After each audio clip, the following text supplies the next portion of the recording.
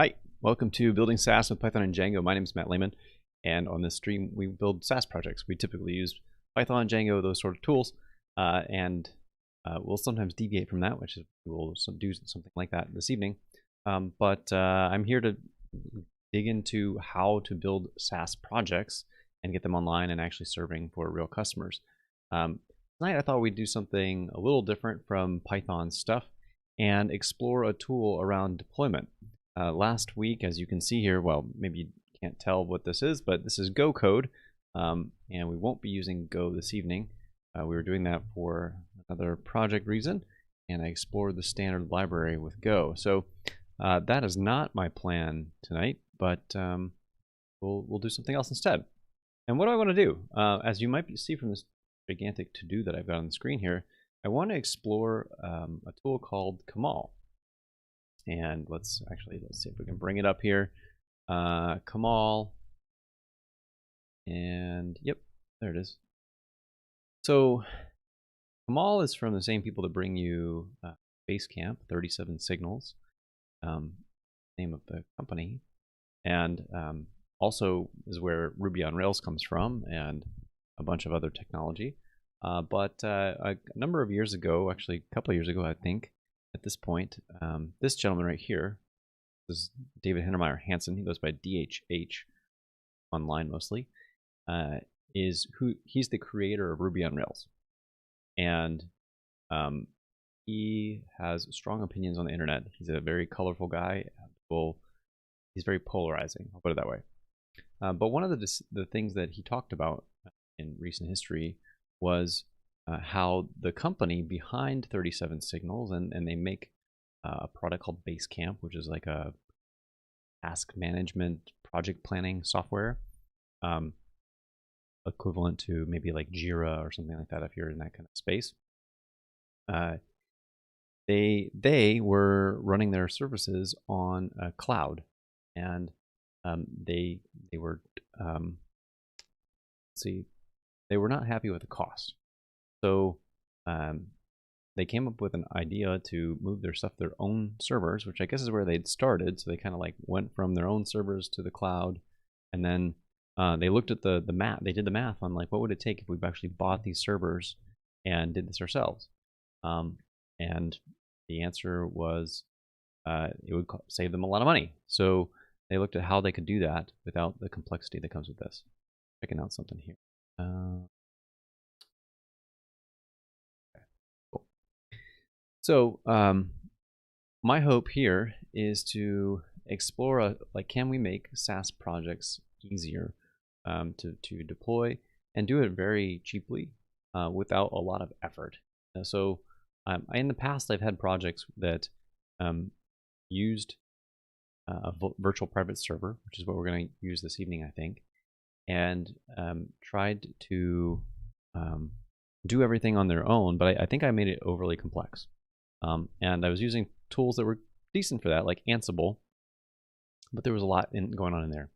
Kamal, as I learned more about this, seems like a pretty cool technology. So I want to try it out, see how it goes, and see what the experience is like, and then actually do it on a VPS.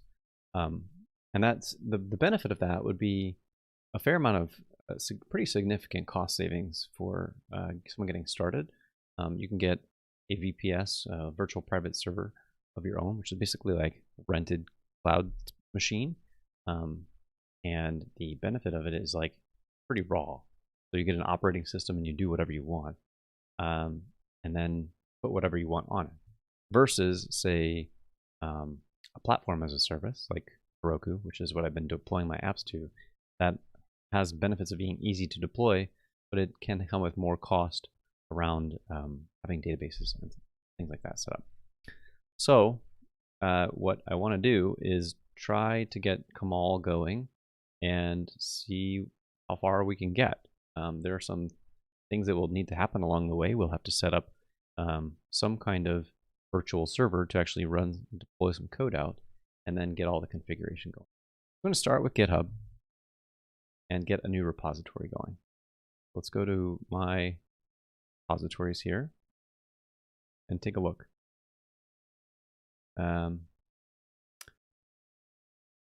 Okay, so we want to make a new repository, and I'm going to pick my personal account to put this on, and I will call this Kamal demo. We'll see, how does Kamal work? Make it private, or sorry, public. We'll add a README. We will, I think for this demo, I'll probably use Django because that's what I know, and make just a very little simple app that does nothing. Well, there will be some challenges because we have to do some stuff with Docker here, so we might need to reach for a Docker file that is appropriate for a Django project. So hopefully there's not too much complexity along the way. And then for a license, I'm partial to, I guess MIT or BSD. I've kind of waffled in the past, but MIT for simplicity. So let's create that repository from there. So we've got our Kamal demo here. Let's do a git clone on this file, or this repository URL, and open up Kamal demo. And by picking Python as the type for the git ignore, we should have stuff configured so that it'll ignore classic Python files. Okay. I'm going to be very careful not to make this more complex than it needs to be. That's going to be a challenge. Like, part of me, the way I tend to work is slow and methodical, but I'm trying to go for, can I embrace going faster? So I'm going to resist my nature in some regard here. But let's take a look at the Kamal documentation and see what it is. I watched this video from David Tennemeyer Hansen, and it was pretty interesting. So what we need to do, I've already read all of this stuff. So I guess some of the slow things I like to read and understand things are already taken care of by me having covered this a while ago. So here is the installation page. That's what we want to use. We are on Mac here. I'm running on a Mac Mini, so we're going to want to use this. So Kamal is actually a Ruby tool, and I don't have a desire, not a big knock against Ruby. I just don't want to deal with another language runtime. So Kamal will be a tool that that we can get by running a Docker command. In fact, I don't know that I have Docker running, so actually this may not even work. So if we're supposed to, I think it's the suggestion is, yeah, put something into your bash RC. So for me, that's actually a ZSH RC. Let's actually go to that. That's going to be in my home directory. Actually, I keep all of my ZSH files in this .files repository. So let's open that up, go to ZSH RC, come to the bottom here where we're going to add, I think we want to add to the RC and not the env file, right? I always get these confused. So RC, we're going to add an alias at the bottom, and we're going to drop in this, and I'll put a comment here, I guess. Whoops. Let's see, Kamal for Mac OS. And I'm not using this for any other operating system, so shouldn't run into any problems. And you can see what it's doing is it's trying to do is really just a very fancy alias for run something from Docker interactively, remove the container after it's done, do a volume mount for a certain working directory, and then do a bunch of extra stuff here, setting up different mounts for certain locations. Okay, I want to make sure I understand this before I commit to actually looking at it. It looks reasonable to me. So there's some various volume mounted files that are going to map to somewhere on my operating system. And then finally it's saying use the Kamal latest image that's available at ghcr.io. What is the ghcr? What is that? Is that GitHub? ghcr.io. Okay, So it's a GitHub hosted image. Cool. I think part of this, there's a lot of moving pieces to this. I hope we actually make a substantial chunk through this. But I think there are many things that I don't have. So if we go back to the Kamal demo directory and try, now I guess we need to put this in a new shell. And if I run Kamal, let's see if it's probably going to fail. Yeah, Wilson, I don't always do something very new every week. This is kind of uncharacteristic of me to be sort of exploring stuff. I'm usually mostly working steadily on a Django project. In fact, there might be some desire to take like a break at some point and check in on how Journal is doing, which is the project that we've been working through. Been letting Dependabots pack up. Oh yeah, you meant the internet. Well, that too. So I've got some stuff that we need to merge. I think it can wait another week. There's nothing. I'm content using it, and I don't think there's anything that I have to worry about. You can certainly see there's no security warnings or anything, so I think we're safe for now. Okay, so we don't have Docker on this machine. So let's keep going through the stack here. So actually, let's make some notes along the way. It might be good to have just kind of some chronicle of what's happening with this Kamal setup, or what are we doing. So nvim readme, and my experience. Step 1, install Kamal alias from instructions. Okay, and then 2, missing Docker. So then we need to go get Docker. And where do we want to do that from? I guess there may be multiple ways. Like I bet Brew probably has it. But I don't know. I don't know what the best way to install Docker these days for Mac OS. So let's go to just search for Docker. Let's take it from their website, see if they have some good recommendations. I guess the hamburger menu stopped being cool and people switched to a double line. I don't know. All right. Can't see anything. Too many crappy things. So there's a chat bot thing. Get out of here. Sure, you can have my cookies. Fine. Do we want Docker desktop, or do we want some other method of installing? They might want me to have Docker desktop. I don't know. Discover Docker desktop. This. Why are they sending me over here? Docker desktop is a one-click install. Okay. What's included? Install it? Sure.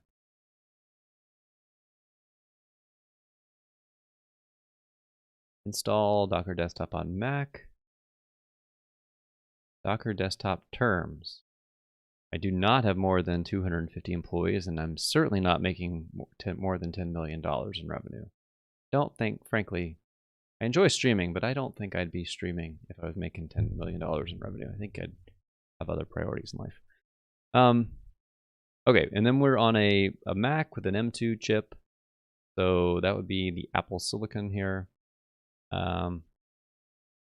Supported version of Mac.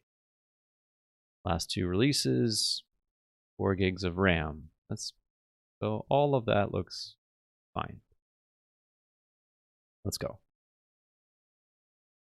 Oh, that's going to be slow. So the challenge with I'm on my Wi-Fi now, which I found last couple of weeks has been way more reliable than my Ethernet over power. But it's only reliable in the dimension that matters, which is my upload speed. So it helped me to talk to you. But as you can see, it's not helping me go download speed. The rate is just not that great. So I guess we'll have to explore while that's going on and just let it go in the background. It is what it is. So let's take a look at what's beyond this. So after we get this Kamal stuff going, we will run Kamal init. So I guess we're going to install Docker Desktop from docker.com.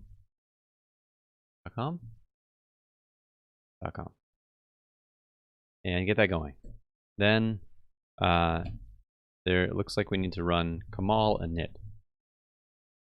Let's chat a little bit about what Kamal is actually doing. Kamal is it has a configuration file, which I think will be this one, config deploy. And essentially you specify, the idea is like, what we're going to be, the reason why this is on Docker, from my understanding, is that Kamal will go into whatever servers you give it. You can see in this config file, it's got a couple different servers. They're on a local subnet here in this example, but we're going to get a real IP address from somewhere. And when Kamal goes, it'll go to that server. I'm not sure how it will do that through SSH. I don't know the mechanism where it will connect. And what it's going to do is install Docker on one of those servers. And the idea is what it is doing, it's almost like the meme. Let's see, I bet I can find it. Shipping container on fishing boat. It's like there's sort of an amusing meme picture out there of the idea around like Docker typically is run this big system that has lots of different containers. And then there's this image here. I don't know if this is the one I was thinking of, but where somebody's got a single, get out of here. Totally not what I meant to click on. Open image, a new tab, maybe. There we go. So you got like a single container on a single boat here. That's kind of what we're going to be doing with Kamal. It's maybe it's more like 4 or 5 containers, but a very small deployment where rather than some big set of machines that are ready to just receive a large number of containers, which is something like Kubernetes or some of these other orchestration systems. Instead, we're going to use Kamal and it will get the right number of containers going that will all talk on the same machine. And there's a little bit of stuff that we will write, which is more like our application server, which would be Django. And then there's stuff that Kamal will do. One of the things that I was talking about, let's see, let me draw some other Kamal understanding here. Kamal notes. So I think one of the containers that it has is like a traffic. I don't know if you've ever heard of traffic before, but we've got time. Let's get to some of the ideas here.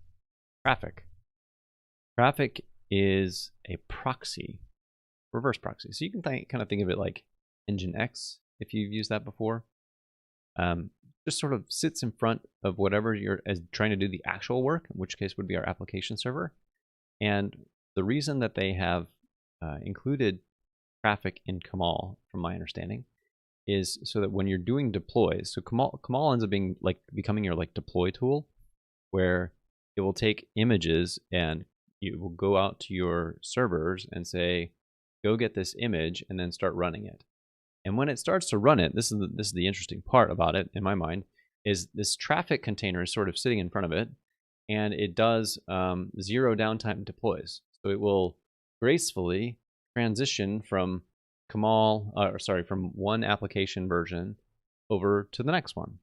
And that's all handled transparently for you by a traffic container.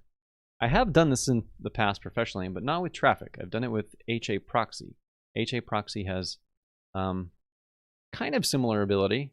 It's another one of these reverse proxies that's meant to sit in front of an application server. And the way HA proxy does it is a little, I don't know if traffic is the same way or not. Did that finish already? Oh, cool. So I don't know if it's the same as traffic, but what HA proxy does, it says, let me just start up a new version of HA proxy that's now pointing at the things you want to point at, and it knows how to shut down the old one. So slightly different system, but still similar concepts of having something in front to handle deploys without interruption. Okay, let's do this. I'm going to drag it over, see what it does. Hopefully it's not going to ask me to reboot my machine. That would be a real problem. There's also some stuff tonight. I brought over on the side here. I brought my old MacBook Pro, and the reason I brought it is I think I may have to sign up for a DigitalOcean account. If they ask me for a credit card, no way in heck am I doing a sign up with a credit card.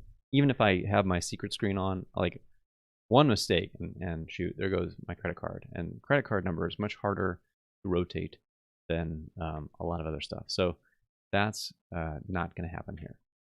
So if I did that, I would walk you through it through words, but I'd sign up in a different way. What happened to did it actually like install Docker? Where'd it go? I had something going there. Is it done? I think it's done. Or it thinks it's done. I don't know. Verifying. Okay.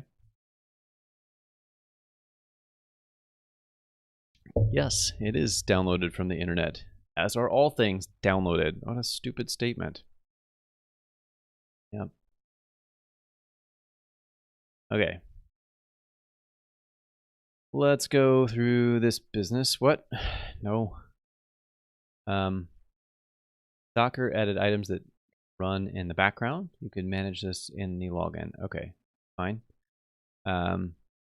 Docker subscription service agreement. By selecting this, you agree to this. I think that's that. Yeah, they tell us here basically the short version of I'm agreeing to, if I ever make a truckload of money, that I have to pay them some stuff. Fine.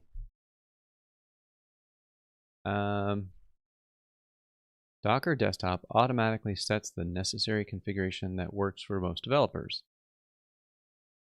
Okay, sure. Let's do that.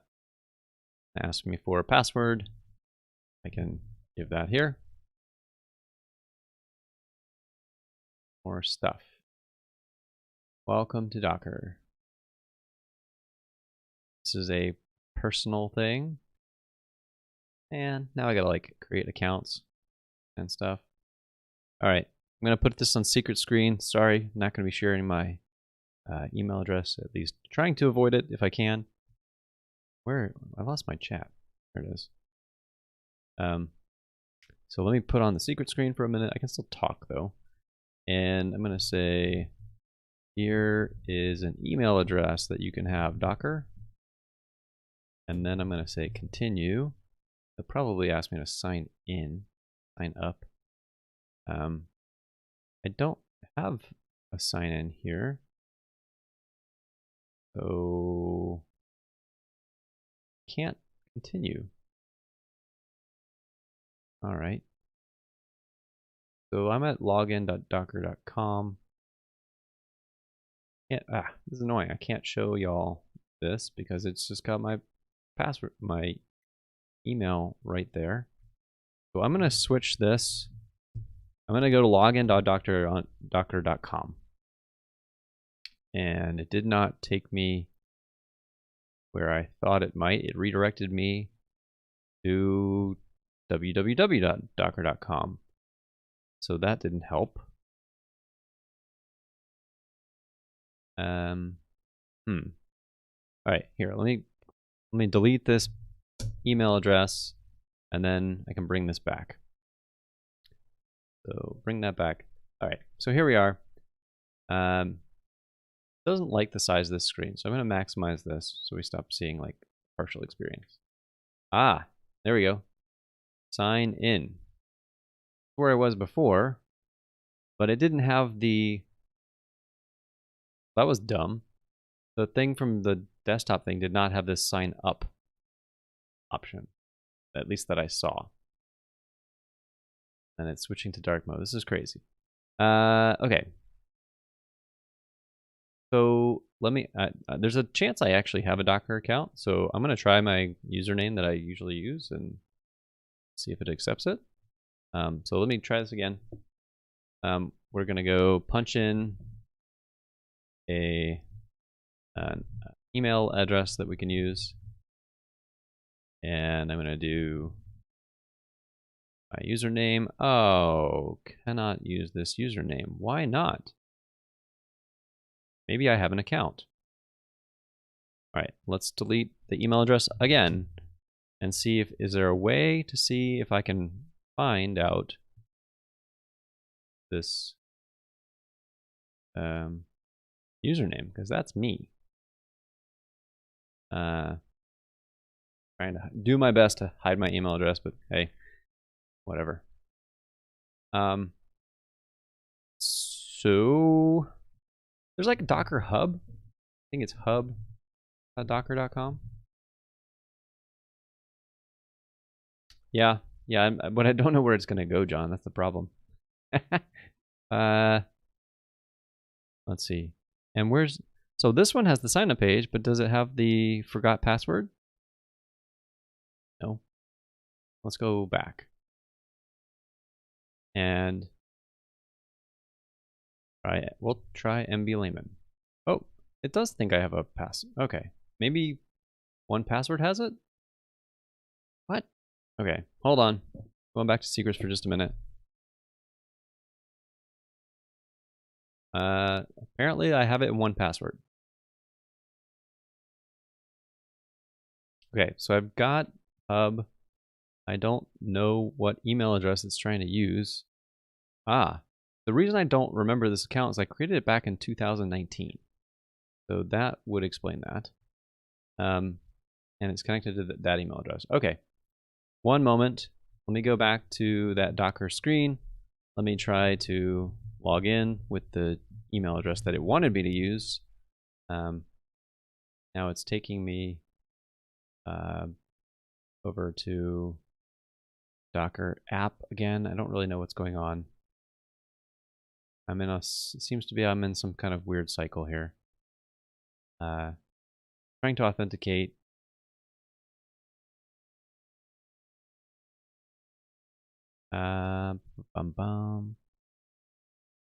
What the heck? Okay, proceed. Go back to Docker desktop. Doing. Full of fail, Docker. You're full of fail right now.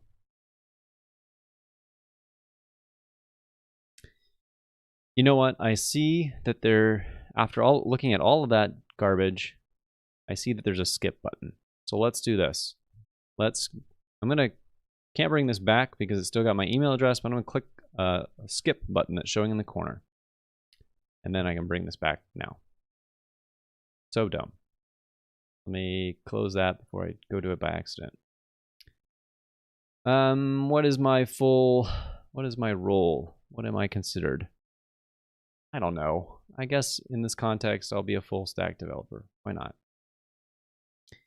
And what am I using Docker for? We're doing it for hobby projects and deploying applications. Sure.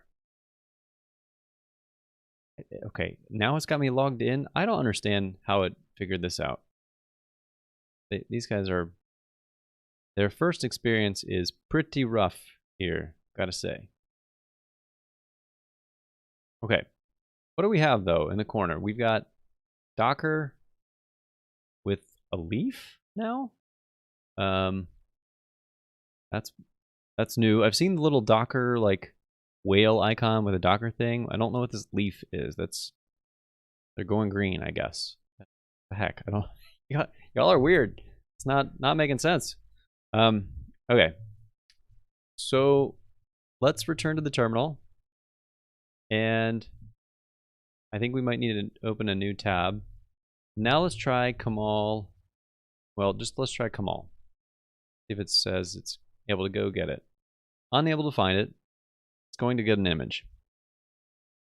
I don't know how big this image is going to be or how long this is going to take.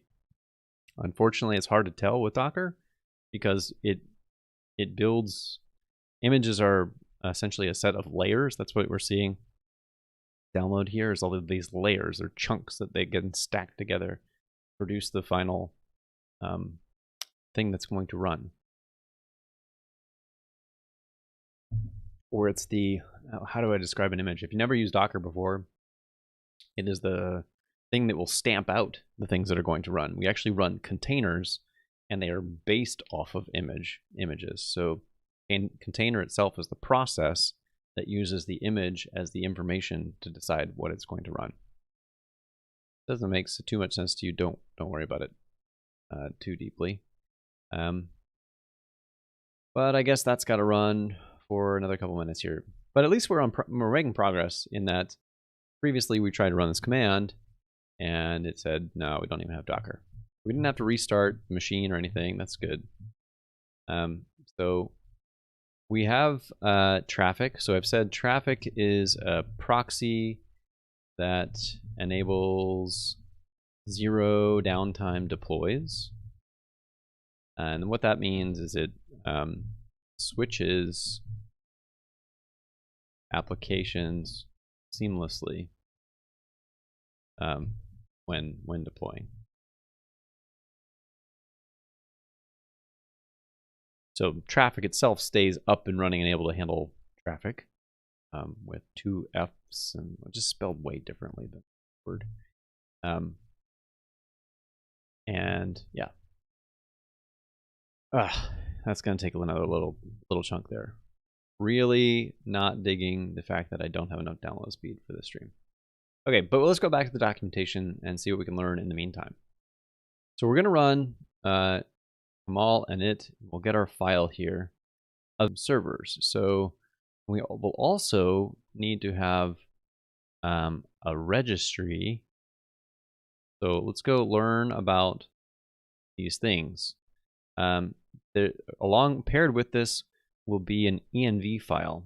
So I guess the way this works is in this configuration file, we don't specify the actual values, but we say, hey, here's where those values are going to come from, like which particular environment variable to look for. I like that simplicity there of just like giving it the name, and it does that. Pretty cool. So I'm not going to have a Rails master key because I'm not going to run Ruby on Rails. You're ready to set up.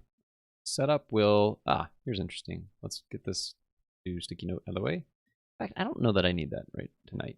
Let's delete this. Yeah, just delete it. So we're going to over SSH. So we'll need to have, I think what this is saying is that we'll need to have our SSH key on this machine so that we can actually connect over there. It's been a while since I've set up SSH, so that should be fun. Then on that machine, it will install Docker and curl and anything that's necessary using apt-get. So they kind of expect you to use an Ubuntu or Debian-based image. That's cool. Fine. Root access is needed. Oh, that's why they need root access for SSH.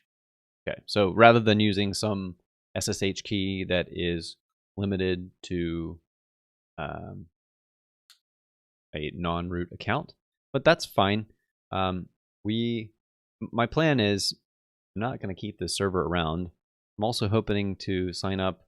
I did see an offer from DigitalOcean for a bunch of credit for 60 days, like $200 for the credit. So I think they're trying to incentivize, and it used to be for like a much lower amount for over a year, but I think they did the math on that and realized that people were getting a lot more than they expected because it's so cheap that you can run like a $5 thing for months, which was great for Runway, but they have to answer to their VCs ultimately, so got to make some money. So it's going to log into a registry. Oh, okay. Going to build an image. So if we see up here, there's an image. So we're gonna have a Docker file that will come with Kamal, I think, and it's going to need to make an image. So the way this is intended to work is your app has to be, so that's one difference that with some of my other projects is that when I've been deploying, I've just been deploying as is, and I've let Heroku kind of figure out, hey, this is a Django app, go figure it out. We won't have that luxury this time. We'll have to be a little bit more hands-on with the configuration for that. And there's things that we'll have to consider if you've never worked with Docker before. Hopefully we can just go take a decent starting point Docker file and use that. But the net goal of this is to create an image. In this case, what this is saying is 37S, that's 37 signals. This must be the organization name that they've created for wherever their registry is. And then the actual image that they're uploading is the hey image. So they have a Docker file that's making this image, and perhaps it's building it locally. So it builds it locally to create the artifact. It pushes it up to a Docker registry of some kind.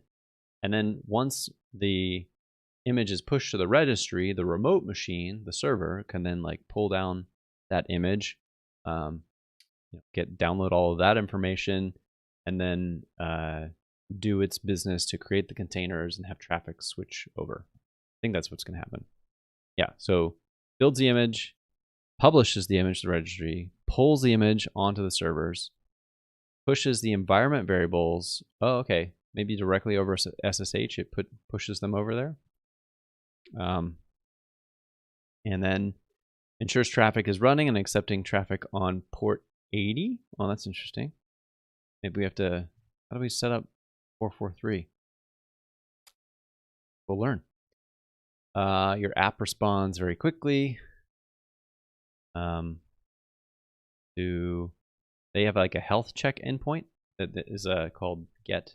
So there's an up request. And you must have curl installed inside your app image. Wow, why is that? That I don't understand. Starts a new container with the version of the app that matches the current Git version SHA hash. Stops the old container running the previous version of the app, and then prunes any unused images and stopped containers to. Okay. Oh, this is good. I was actually wondering about this. So it's zero downtime. So there's actually like almost like a blue-green deployment where you have version A and then version B of your application. But then you can imagine, well, then I've got C and D and E and F, right? And if you kept doing that to your server, and this is just one local machine, then A and B and C and D, as they age out and you never clean them up, then you'd have a bunch of like old images around that weren't going to be maintained. So it's good that there's a cleanup step there. So the servers are now running on port 80. If you're just running a single server, you're ready to go. If you're running multiple servers, you need to put a load balancer in front of them. So that's our job if we wanted to have multiple servers. Not initially, but the purpose of this is like, can I do a lot with very little server capacity? Also, so like, what was some motivation for this whole demo? Why am I doing this? Let's cover it. Motivation. It's cool. I like the technology. It just sounds neat. And I'm looking. The goal out of this is looking for simple. I want simplicity. I work in environments that are far from simple. They use a lot of Kubernetes. There's a lot going on, but it's also a very big company. But on the personal projects that I do, I've been thinking like, I've been making this pretty complex. Like it took us a long time to get Journal going. And I talked about in the process of making Journey Inbox, which is actually the name of the service. Journal is the repository name. In the making of Journey Inbox, I had to do a bunch of setup for stuff that I would love to have like a kit that I can kind of use and quickly start up a project. And I know there are lots of things out there, but I was inspired by a podcast recently, or an interview, I guess. I watched it on YouTube. So there's a guy, oh, what's his name? I think his name's Peter, but I could be wrong on this. Let's go to X. He is at Levels.io. I believe his name's Peter. Peter Levels. Well, let's do Lex Friedman, Peter, with an I. Peter Levels. I think he's a Dutch guy. Anyway, this is him. He was pretty interesting to listen to, that podcast. And he said some things that were like unconventional. But he's the guy who runs Nomad List, which is still making pretty good money, but he's got a bunch of different things that he does trying to make something successful. And he tries a lot of different projects. So what I appreciated about his point of view and really respected was he has like honed in on like, what is the simplest thing I can do to try and make a business and like launch quickly and learn. And that has been like the opposite of what I've done. I've gone very slowly, very methodically, thinking that something is going to work out long term. And the projects I built, I mean, they still continue to run. Like the journaling service I use myself. It's available in Journey Inbox. That was what we've been building. The other one is a tool that my wife uses, the School Desk, and this is for homeschooling. I am pleased with how fast those loaded. That was really, really cool. So, yeah, a little pat on my back there. That was basically instant. But these services, while they work great for me, they work great for my wife, they've not had like a lot of traction. I wouldn't say they are smashing successes. So it'd be nice to be able to like try something and go fast and see if it's going to work or not. That would be super. So what I'm looking for, some of my motivation here is how to go fast.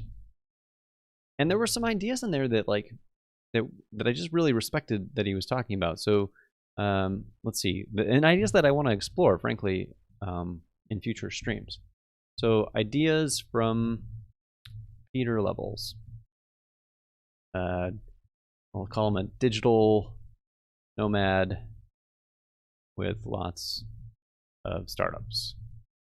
And he runs them himself, which is like the pretty wild part to me.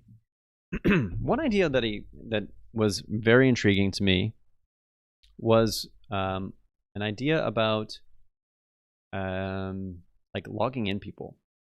And he said something that like struck me, and I hadn't really thought about it. When we do logins, we set up a bunch of login stuff, and usernames and passwords are kind of a pain. Yeah, blah, blah, you're right. How do I get better at doing MVP? That's basically the goal. But he said something that about logins that I thought was really cool. And he pointed out that people don't like to deal with logins. And anytime you put that in there, it's going to be friction in the product. And it's the possibility of more things that can fail and all that sort of stuff. Oh, he has a book? Interesting. How was the book, Wilson? I'm curious. And what he said was like, he has like two login styles that he likes. One is login via email.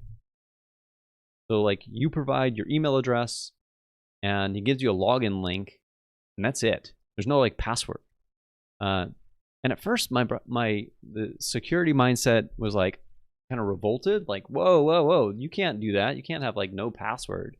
But he unpacked his rationale and it really made me question, like, well, have I just been, very orthodox about this for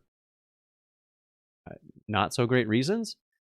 So he basically said, like, look, people secure their email addresses. Like they do that's something so personal in their life that most people who care about their email are going to lock that stuff down, because if you get access to somebody's email address, kind of like game over, right?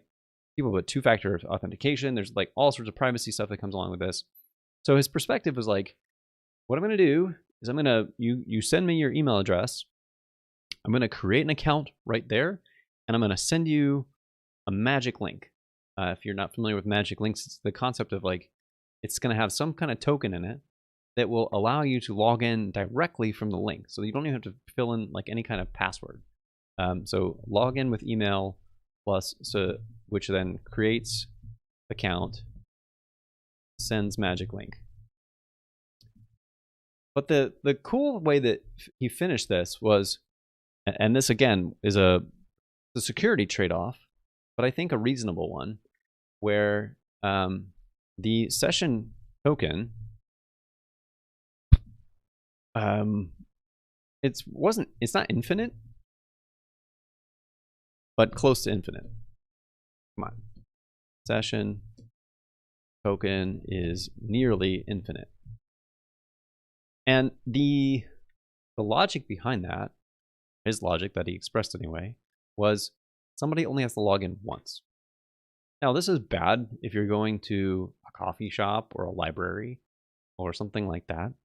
But why would you be logging into these services at a I mean, I don't mean like on your own machine at a coffee shop. That's on you to do something securely.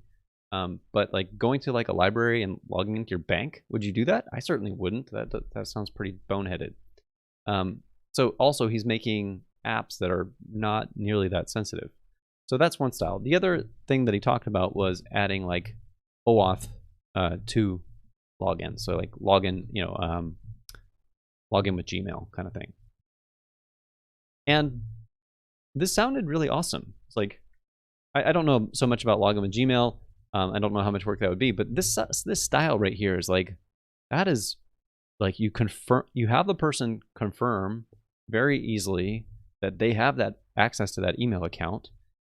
They come in, they don't have to fiddle with passwords. They're just authenticated.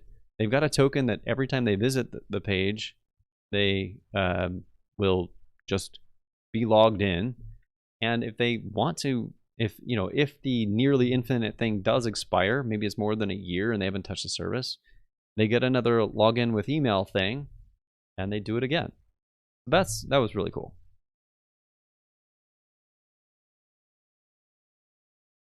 Yeah, I think, Baba, I see your comments about hackers being able to brute force it, and that's the thing, is like, it would be, the token is like the same level of you would use the same kind of security that you would use in creating strong passwords.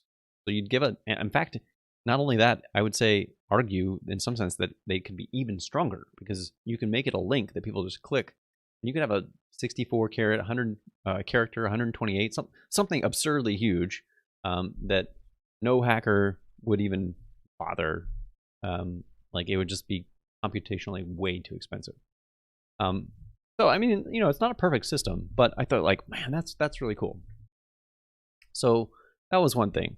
The other thing about this that I've really been thinking about is, like, my current sites, they have an application server, they have a database, and they have like background jobs that run very periodically.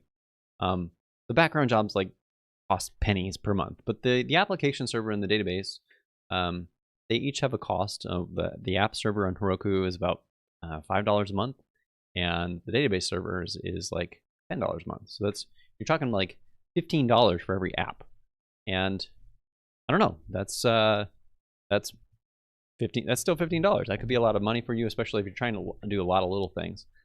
So it'd be nice if I could combine that all into a single server. And okay, what's the trade-off with that? And this, again, I think is something Peter talked about. I think he covered this. We're like using SQLite or using simple technology. And as I've been researching SQLite, it's like, just seems like a super powerful option for very quick sites too.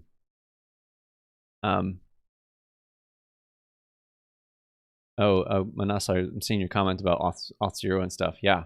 I guess where I'm going with this is like, how do I do this stuff like super cheaply? And I know that as someone who is an Auth0 customer at a large corporation, I can tell you that Auth0 at a certain scale gets extremely expensive. So looking to do this on a budget, but not have the trade-off here is like, you can do a lot of stuff on a budget and do a lot of stuff on your own, but the doing it on your own has a cost. So are there tools that can shave off that cost?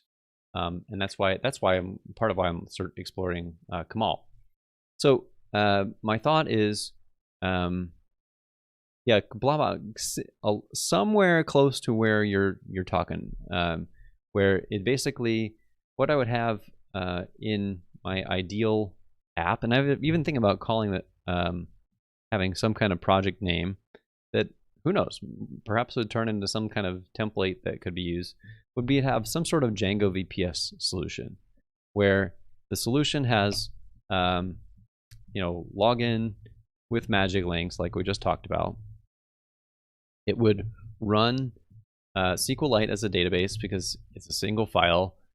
That makes a lot of performance problems go away, frankly. Like, one of the beauties of SQLite is if you have n+1 queries, who cares? It's literally a file and it's in memory. So all of those queries that you'd have to do can happen in microseconds, I think.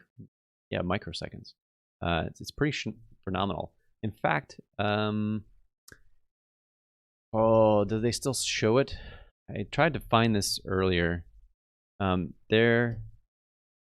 Yeah, a strong password. I'm not a robot. What? Why do you think I'm a robot?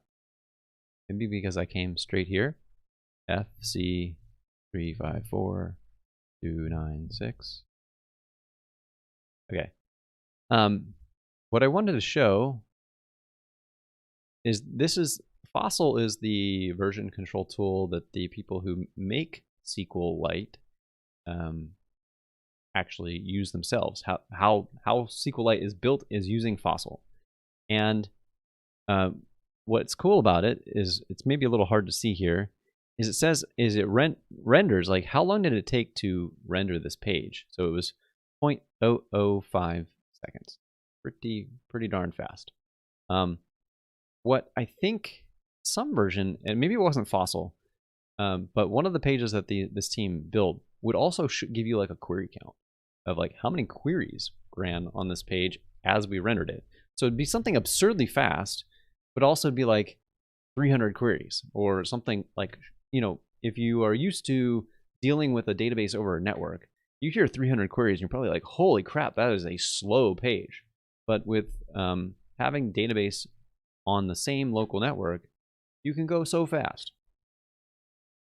So there's some desire there from like a speed point of view of can we run this on a single database? So as long as you have good backups, because there is some risk there, and there's always a risk with your VPS of like, are you doing adequate backups to make sure you're not losing information? Can you do that? So that was one concept, and then like the other notion here was like easy deployment with something like Kamal.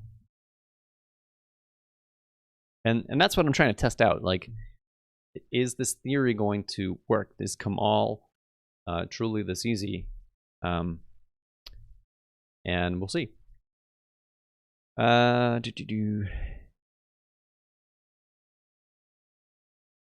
Django fellow. Is that Carlton? Carlton Gibson? Horse record. I know Carlton was working on a different product, but I don't know what horse record is. What is that?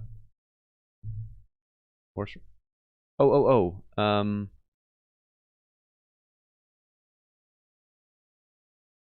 This, I remember this. I remember hearing this interview. Oh, I know what you're talking about. I think maybe unless something has changed, but I think you might have a little story a little bit confused. I heard this person is, to my knowledge, I remember this interview. This was on on Talk Django. This person's in Australia, and yeah, it's this guy, this gentleman right here. Django Andy. So he built this site with Django. I don't remember what he built it on. So maybe he is building it on a simple VPS. You're right. I think the part that you might be mistaken on is I don't think he's a fellow. But I know that let's see, Talk Django course records. Maybe that'll come up, or Andy or something. Yeah, it was a cool conversation to listen to this particular episode. The person I thought you were trying to talk about was Carlton, who is a former Django fellow who is working on this service, which is button dev, and his idea is like making deployment easy. He's been working on it for a long time. I'm not sure really what the status is on where it's at, but his intent was to make deployment easy, because deployment ends up being this like really annoying problem of, you know, why is it so hard to get something to a machine in the right place? And what I'm interested in is, does Kamal make this easy enough? Because if it can, that would be so cool. I'd love to have like a project where, hey, you could yourself use Django very quickly and get going and up and running in, I mean, ideally like 10 minutes, 20 minutes. Yeah. Oh, Django Unicorn. Okay.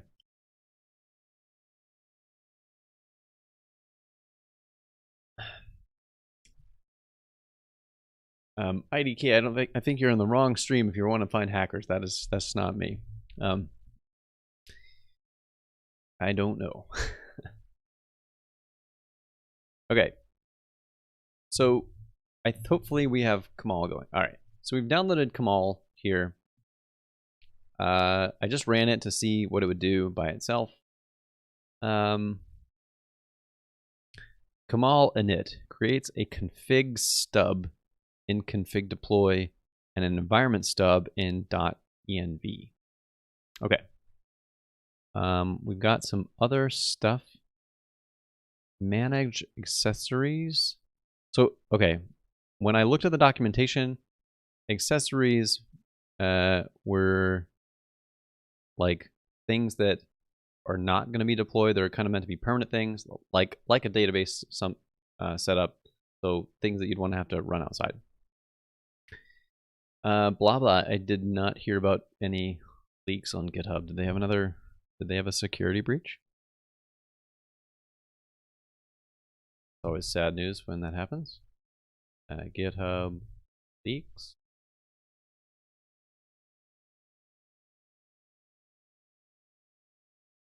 That's from March. I don't know. Or something recent?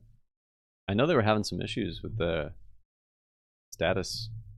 There was some downtime stuff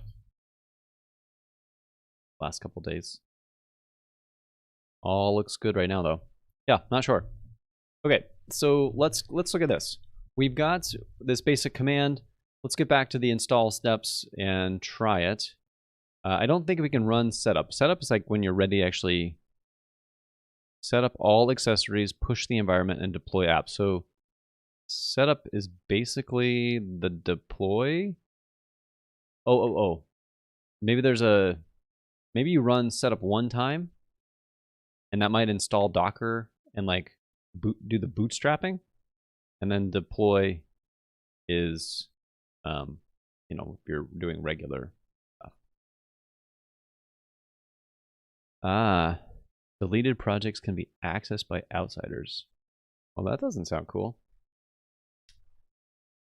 The risky world out there. All right, Kamal init. What's it gonna do? So we have, okay. We've got a Kamal directory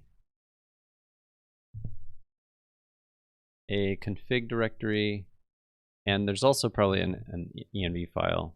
Yeah. Let's see what's in the env file. Kamal registry password. We'll need to set a value, and then we're not going to have a Rails master key. That's mostly an example. Probably,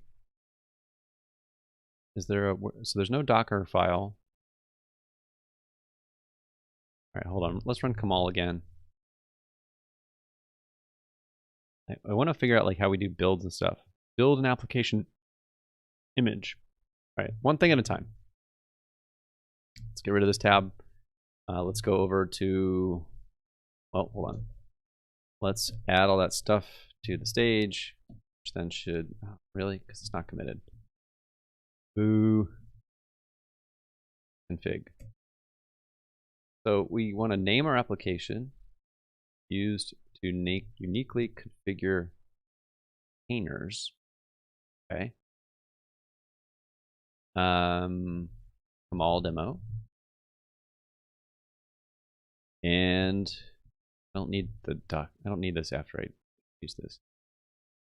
We'll want the name of the container image.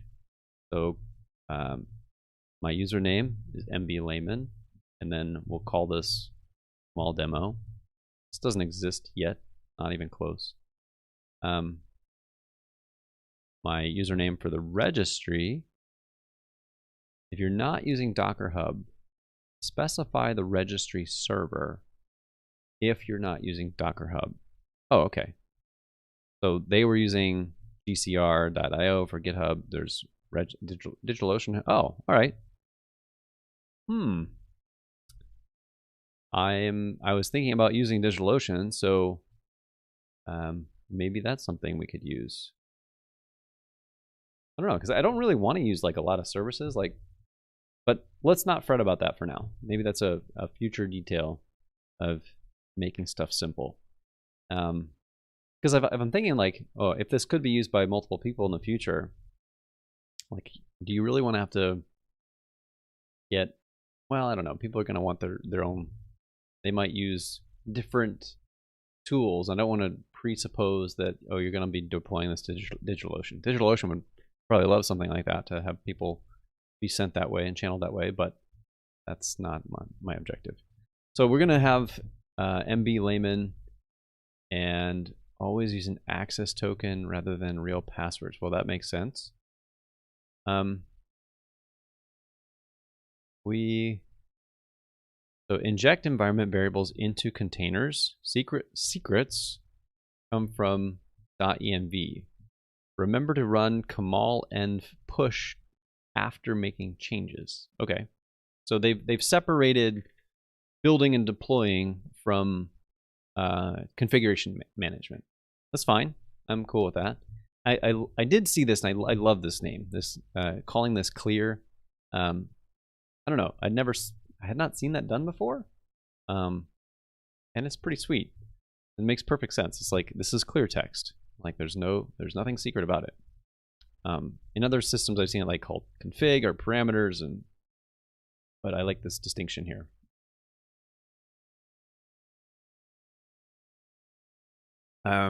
I don't know why we'd want to use a different SSH, and I don't even think we can initially, right? They said in order to use the setup thing, you had to use a root account.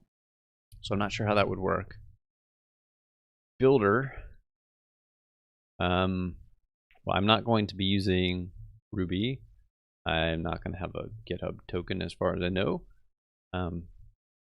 Remote. I don't even know what those are. We'll explore that more later too.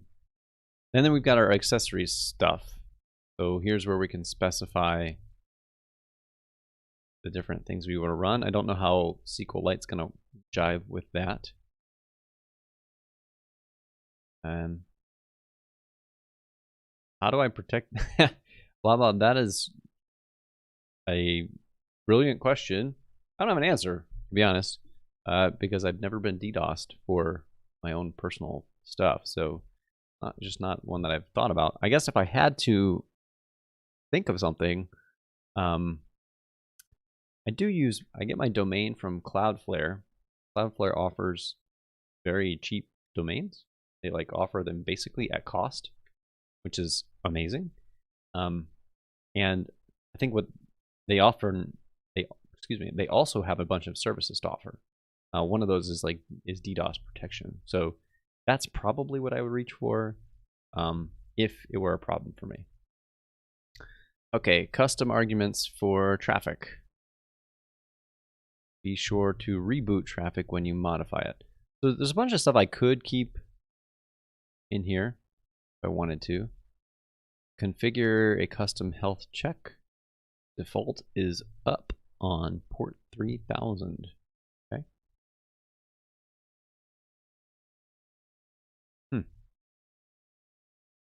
And oh, this was cool. So here's a real problem. Here's a problem that happens.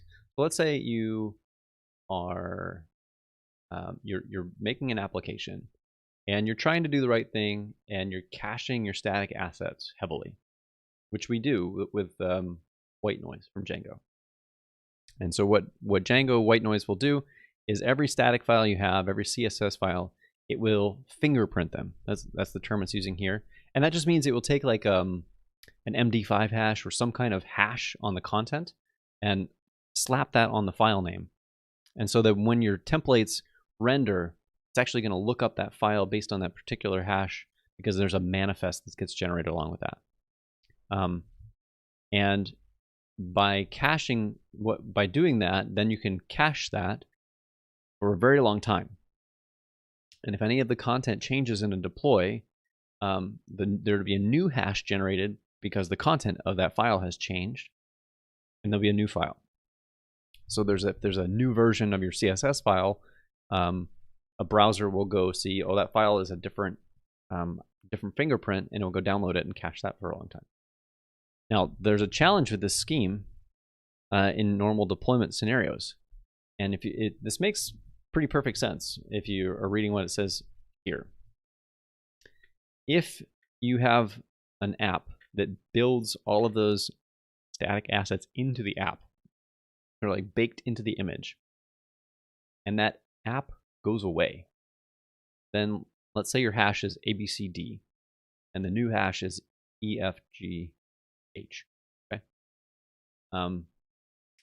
If somebody still has like an old web page that's trying to load or something, or some JavaScript that is like lazily evaluating and knows about certain files, but they're only on that other app, they're looking for like that ABCD hash.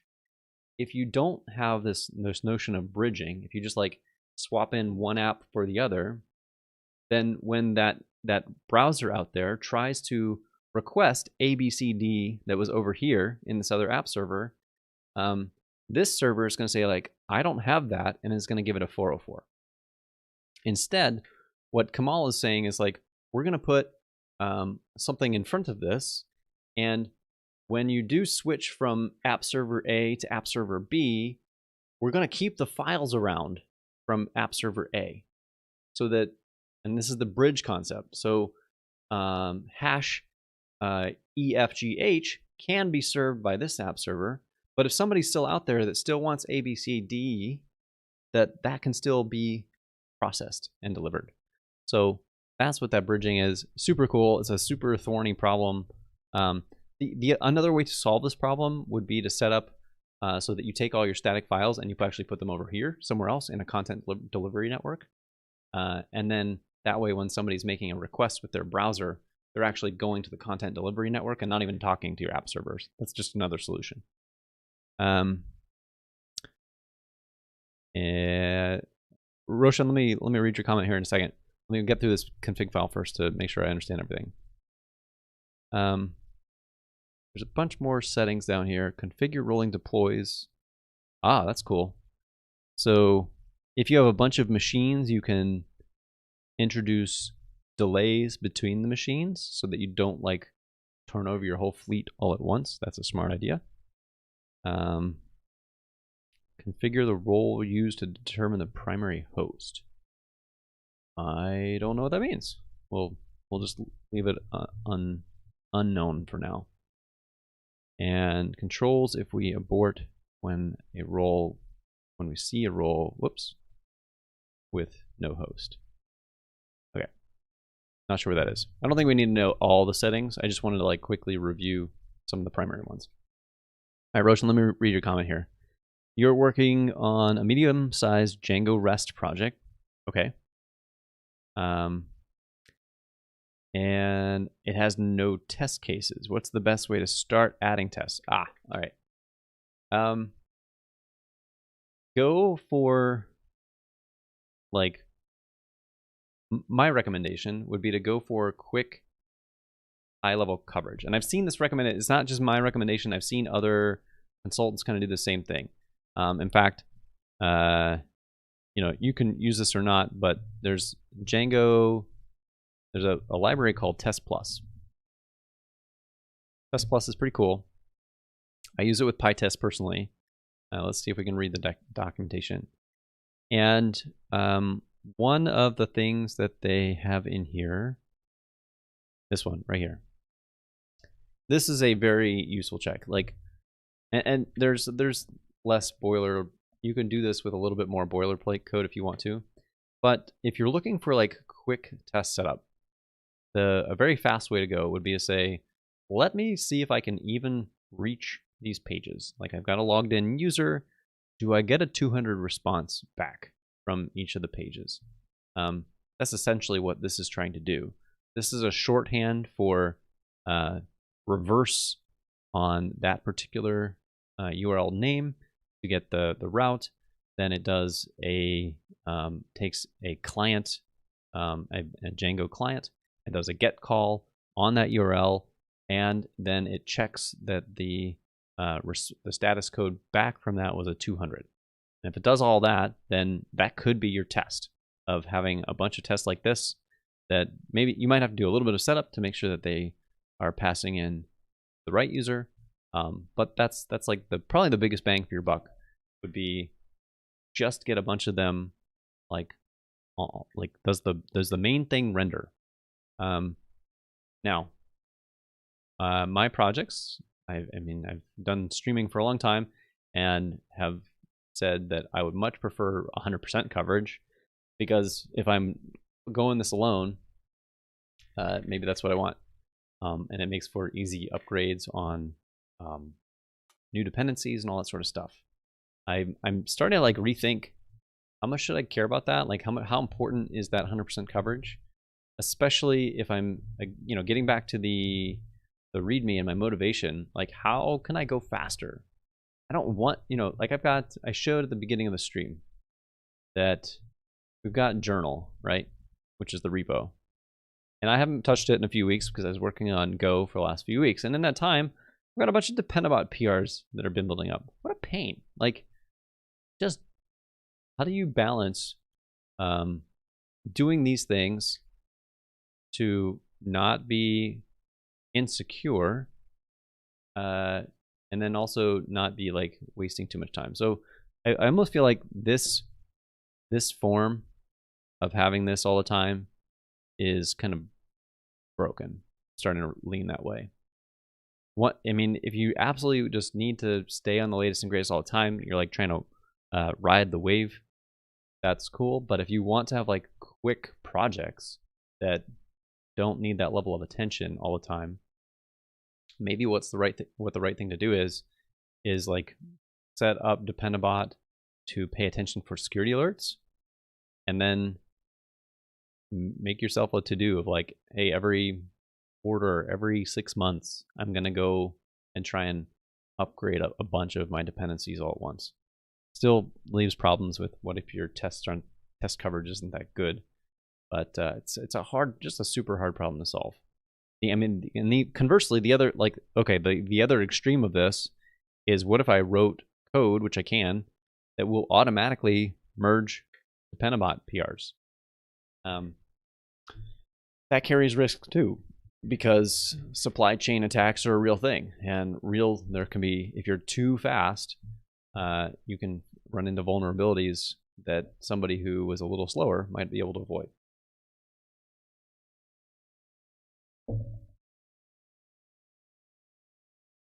Oh, that's an interesting suggestion, Wilson. Try and ask AI, give some testing questions. It's a good thought. Okay, so what I don't know how quickly we'll be able to do this is how quick can we make a health check? So I wonder if there's like pre-steps that we'll be able to do before we actually try a setup thing. Otherwise, we're going to run into some failures right away. So I think, I mean, PHH is self-serving, and I don't fault him for that. He's like designing for this with a Rails projects in mind, and I think that the up health check is something that has been built into Rails, so it's super convenient for him because he's already starting from a place that really has that. Yeah, Django Test Plus is pretty cool. You can do this, like I think with Journal, just to close the loop on this, go back to Journal one more time. I haven't used Journal Django Test Plus for the Journal project. Instead, I opted, because there were some downsides about it, of using certain test case styles that I didn't like. So if we look at one of my test views where you think you'd add this stuff, I'm doing a little bit more explicitly, but it's not that much more code.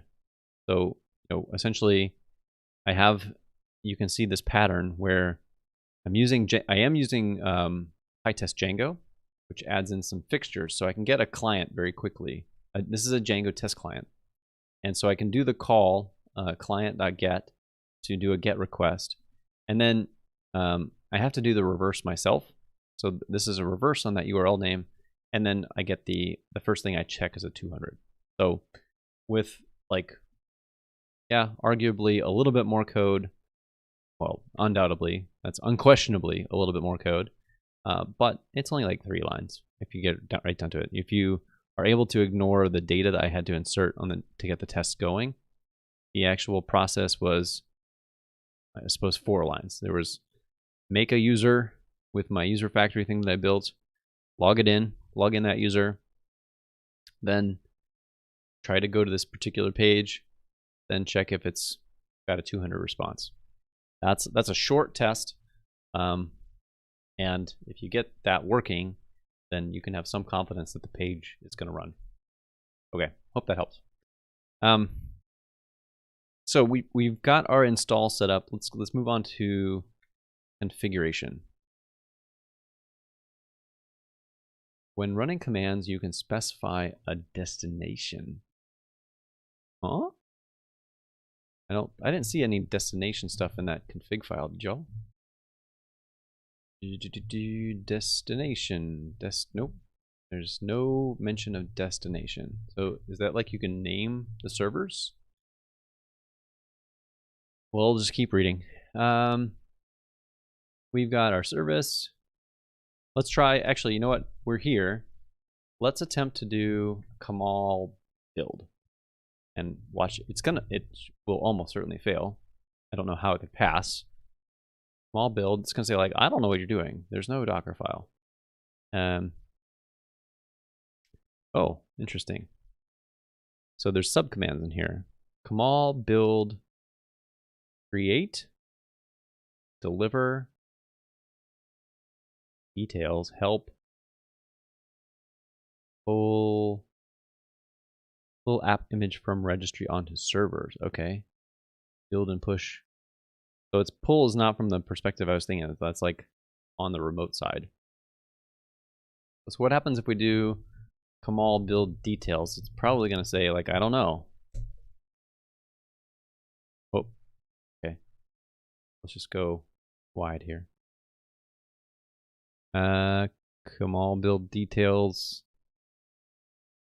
Wow, that's really annoying to see. Try it again.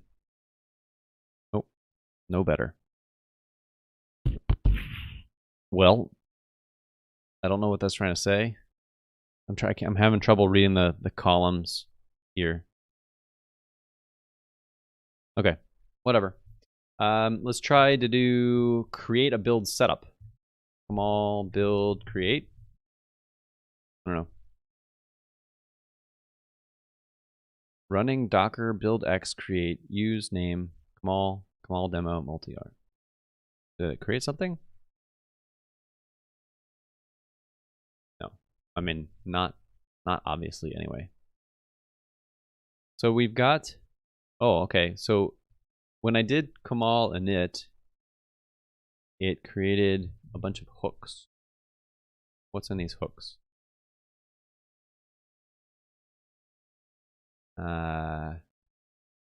Rebuild. I don't know.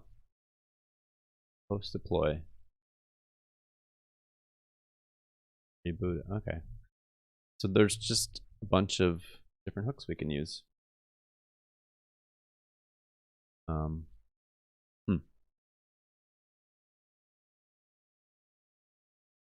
Oh, that one's in Ruby. I don't know that I have Ruby. Do I have Ruby installed? It says I do. Now, which Ruby is that? Oh, I bet it's coming from...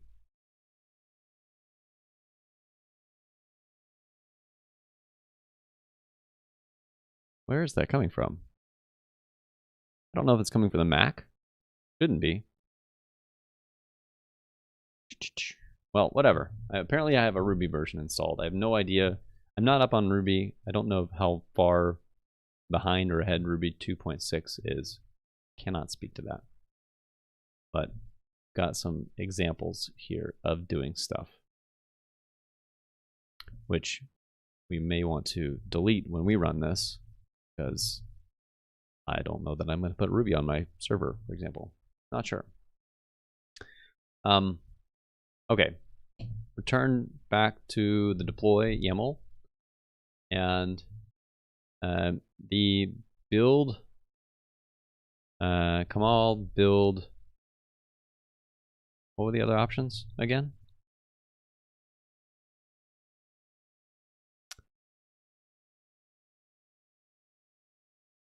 I don't see one that's just like build.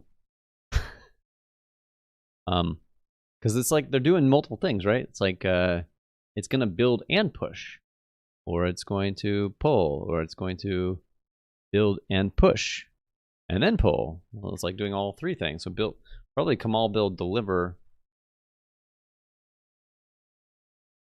or maybe the intent is not to use these at all, but to use deploy and just let it do that during the process. Additional labels to add to the container. Additional volumes to mount container. This might be what we want. I don't know. If we end up putting the SQLite file like as just a file on the disk somewhere, then maybe we'll have a volume mount. I don't know how this is going to work with accessories. That's not what I'm not sure about. Yeah, John, I ran Kamal build create. I didn't see it do anything. Kamal build, I'll run it again. Running docker build x create. I don't know what docker build x does.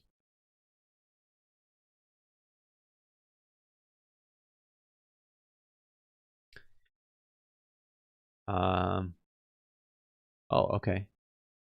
So you can apparently configure. This is about configuring Docker to be ready to build your images, I guess.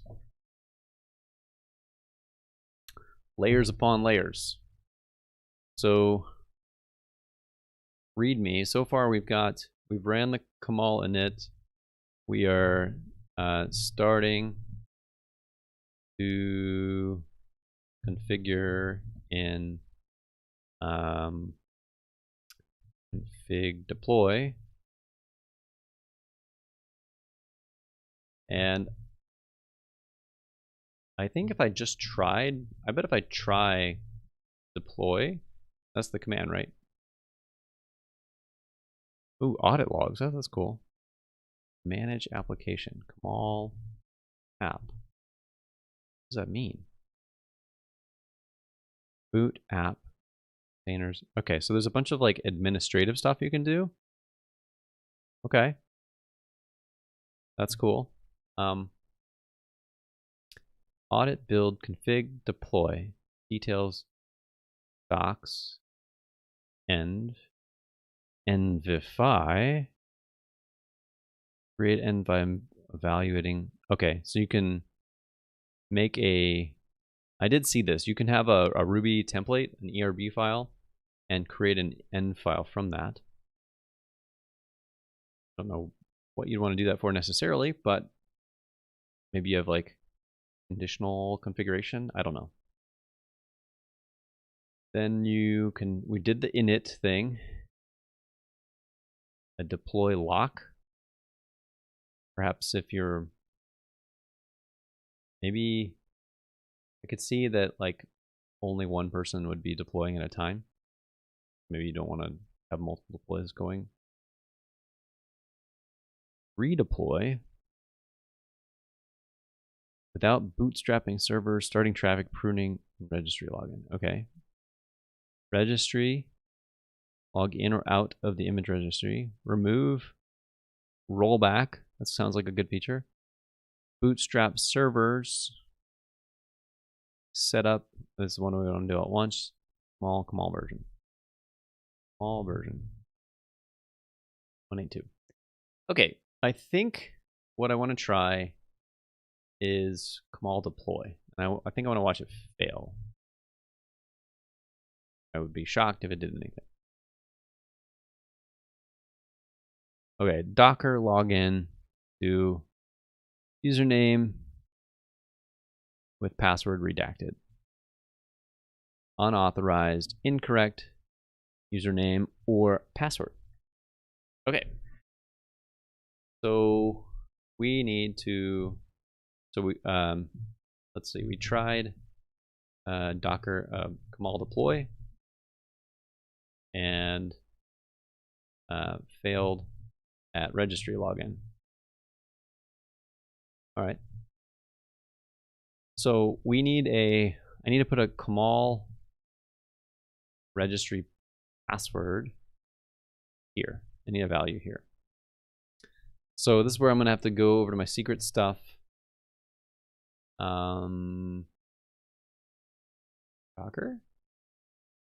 I'm already signed, I should be signed in. I'm gonna press, well, if I sign in, okay, just send me over to hub. So that's where the repositories are, cool. I am gonna be cautious and I don't know what's gonna show. So I'm gonna click over here. I'm going, so, okay.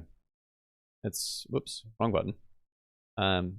You can see it's got my username, no shock there. I'm gonna go here next to account settings. And this may show some sensitive stuff, so I gotta be careful. So clicking secrets screen. And it is showing my email address, so sorry, can't show that. It says that there is a personal access token. It must be ancient. Oh, it's the personal access token is safe to show. Hold on. Okay, yeah, nothing dangerous here. So when we, I guess when we registered or like went through that poor experience where it actually didn't seem like it completed, it went through Docker Desktop and actually generated a token for us. So I think what I need to do to get this to pass, I think I need to come into here. I need to change this to some token. That use an access token, so I want a personal token here. And then I have, at that point, I'll have to stop showing this file. But it's okay. So let's gonna press secrets. I'm clicking generate new token. And we're going to say, I've got, okay, nothing, still nothing secret here. Just, I'm gonna have to flip back and forth. Sorry, that's annoying. I can't do much about it. So I'm gonna say, give this token a description and say Kamal demo token. Maybe I won't even see token. This is going to need, I don't know actually. I assume it's just going to need read and write, but I'm not sure. See Docker registry. What? Oh.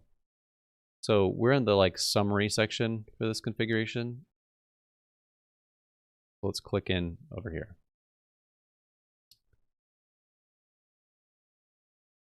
The default registry is Docker Hub. Yep. A reference to secret, in this case, Docker registry token, will look up the secret in the local environment. Okay, but we're calling it, they've already wired that up as Kamal registry password. Yeah, password, Kamal registry password. AWS, ECR, ECP. Okay, it just is showing different things. Cool. So let's go get this token and plug it in. I'm going to come back over here. I'm going to assume, because it is like, we're not only going to need to be able to read them to our because I think what's going to happen is going to log in on the remote servers as well. Positive on that part, but I think that's what it's going to do. And that side is going to need to read. And this makes sense because you want to be able to also to not only work with public images that you might push up, but if you're building an app and you don't want it available to everyone, you might want to be able to push up to a private registry. So that's where the token stuff is going to have to come in. I don't think it will need to do delete. So here I'm going to go back to secrets. I'm going to hit the generate button, and it generated. I've got a page that says copy access token.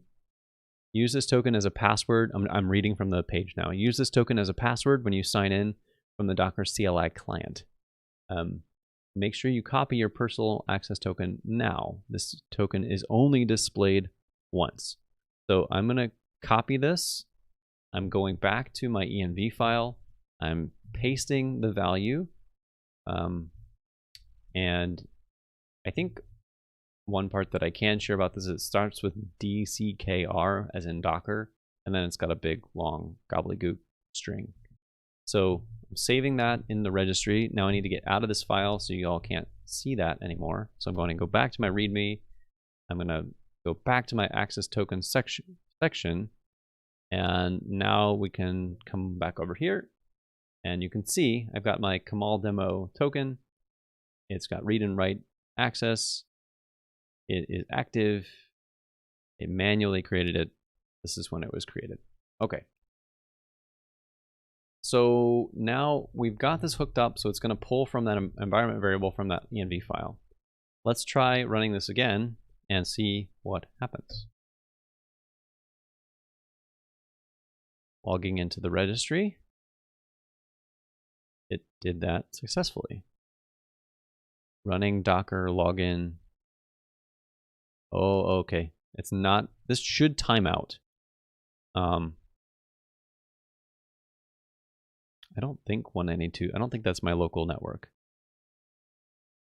Maybe it is. Maybe it's trying to do something there. That would be super weird if this completed. I don't know what that would mean. It would mean I'm totally owned by something. Let's see if that's a real network. 192, 168. That is that subnet 192.168.0 is reserved for local traffic. So they were putting that in there as an example of something.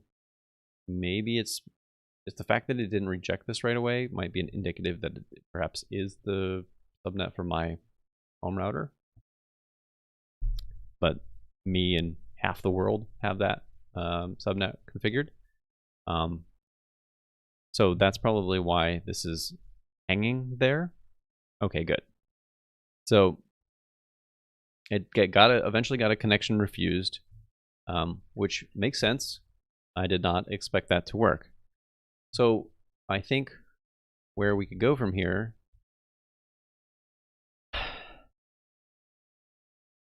Okay, let's run a different command. Let's go back to Kamal and go to Kamal build. So let's pretend we're not going to incorporate the server yet. So there was a build command that is Kamal build push, which is like take the app image from whatever you're building and push it up to the registry. We at least know that we've now registered. So let's go back to our log. So let's see, created personal access token on Docker Hub. Tried. I want to keep this log just so I can remember the experience, because I'm only going to get this first time experience once, and if I continue to work with Kamal, then it's going to be hard to remember these sort of details, right? Deploy again, and timed out on server at 192.168.0.1. Rocker. Okay. So now we're going to try Kamal build push. And this is where I hope it will fail, because we have no Docker file. There's nothing to build. And that's what's been surprising to me about all this is, yeah, okay, finally. Now we're cooking.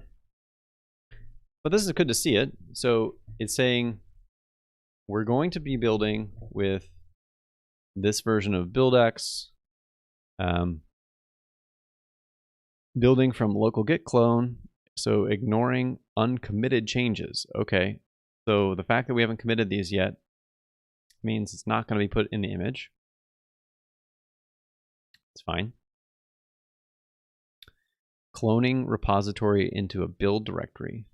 So it does a clone operation. Oh, that's interesting. And then it runs, okay. If you have Git submodules, it's getting those submodules. That's good to know. It's trying to make sure that you have no other changes on that, so that nothing else weird has happened. I think that's what Porcelain does. And then it wants to get the head, the latest commit SHA on the head at the latest of the Git clone. Cool. All of that makes sense. So let's see. Where are we now? We've got those little bits. We've tried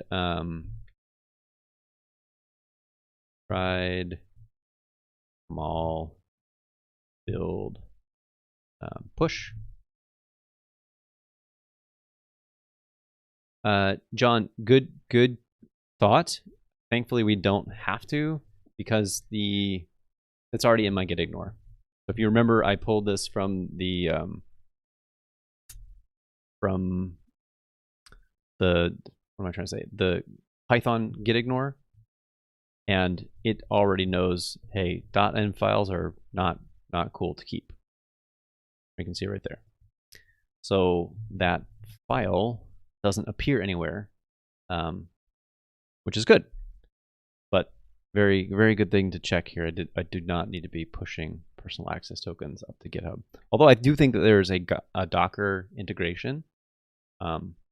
One of the powerful features of GitHub is that they're like monitoring every commit that comes in, because the bad guys are also monitoring every commit that comes in. And if you don't do that, somebody will steal your keys like almost instantaneously. So if they detect, hey, there's a key here, they will proactively be like, we are disabling this key on this other service, and too bad, like you push that up, it's your own fault. But I'm pretty sure that's what they do. All right, so let's commit this stuff and say add basic Kamal config. Now I want to see what happens if we run Kamal build push again. It will probably at least say, Okay, we don't get the warning stuff about things that are not committed. That's actually pretty cool. So I think if you ran that, maybe you'd see, well, it would have continued anyway. So you would have quickly seen like, oh shoot, I tried to deploy something that's not merged yet, and that part wouldn't be good, but the rest would be okay. All right, so now we want a basic Docker file. I want to do, what do I want to do here?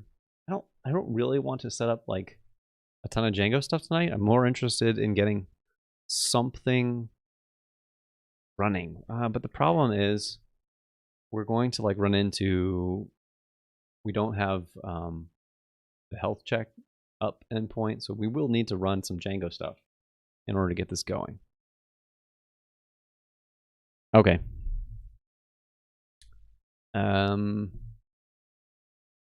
Let's try ChatGPT, test our luck.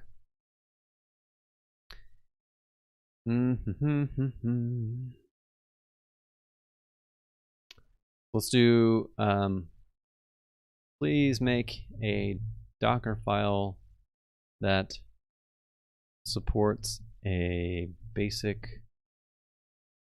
Django application.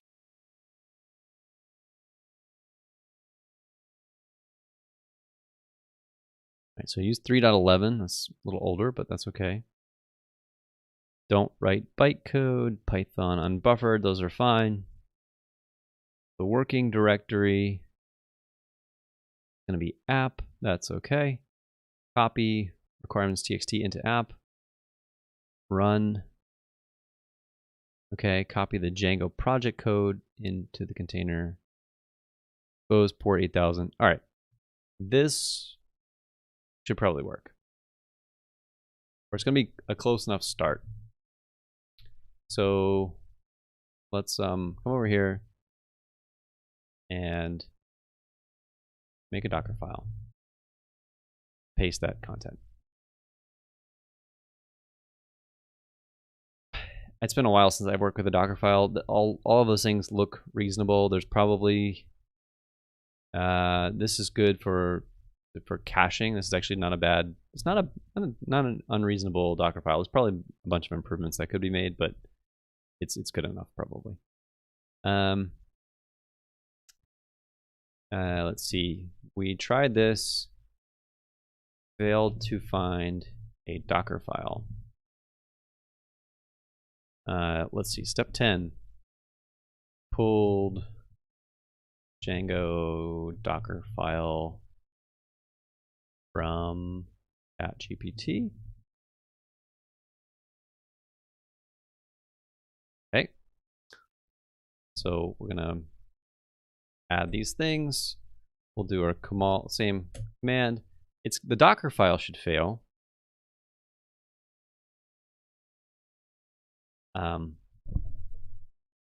Because we're missing a requirements file, so it's gonna be like, what are you talking about?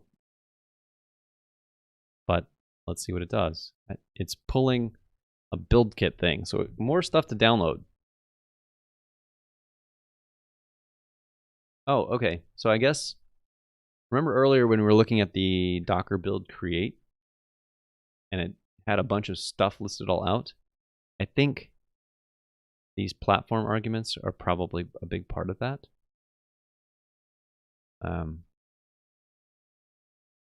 It's saying platform AMD 64, ARM 64.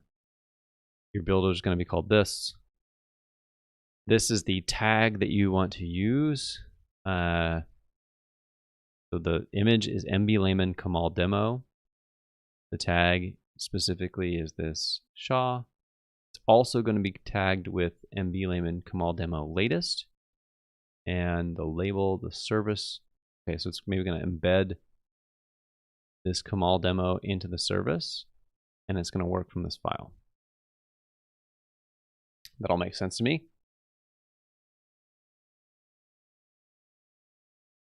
And here's where it's creating a builder, and then it's using that builder. I thought we already created the builder, so I don't know what that part's doing. And unfortunately, I don't know how long this is going to take. Oh, okay. Nice. Perfect timing. Just got to complain. Load build definition from Dockerfile. Failed to read Dockerfile. Open to Dockerfile. No such file or directory. What? Maybe because I haven't committed it?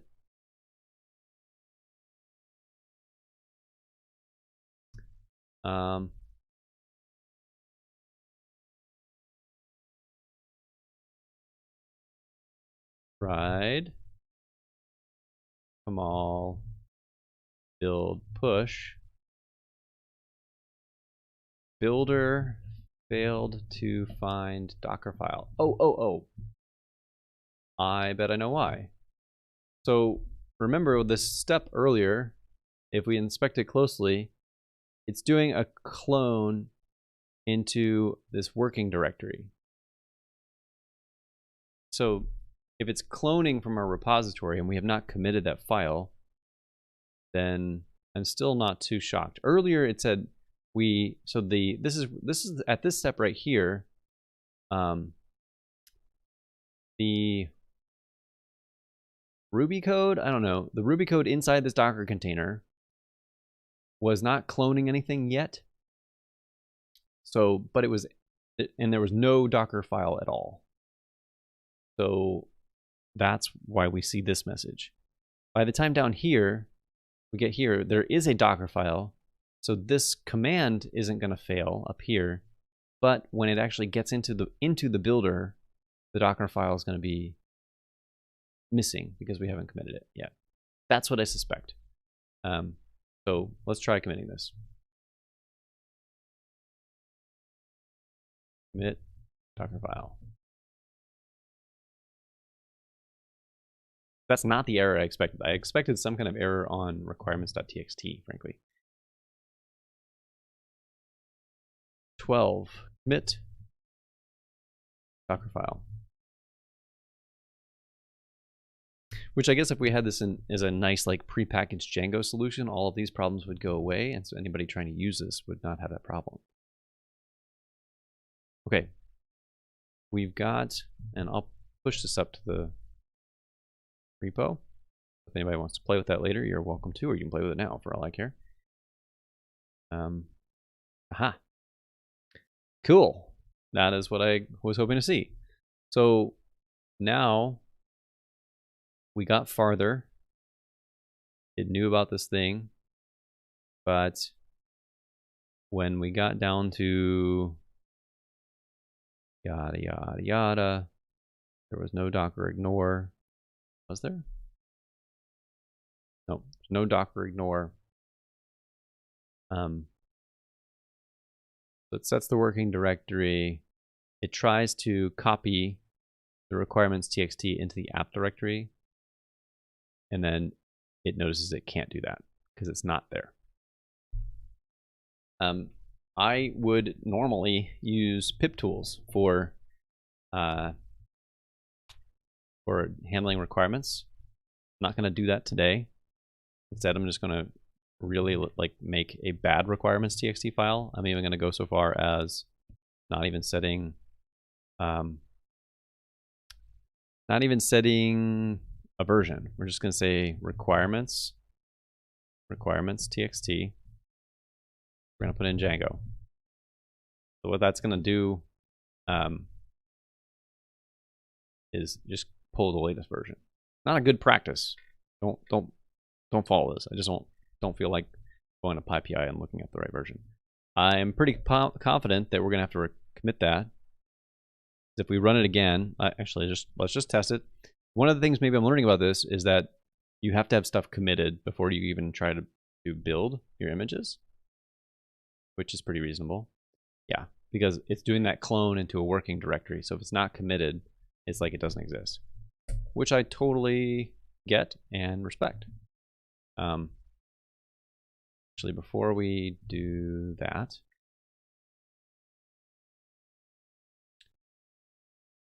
yeah, thanks, Corey. I'm enjoying this. Is fun. I'm having a good time. So, missing requirements.txt. created, simple one, and committed. I'm about to commit. Add requirements txt. Okay, so let's try running it again.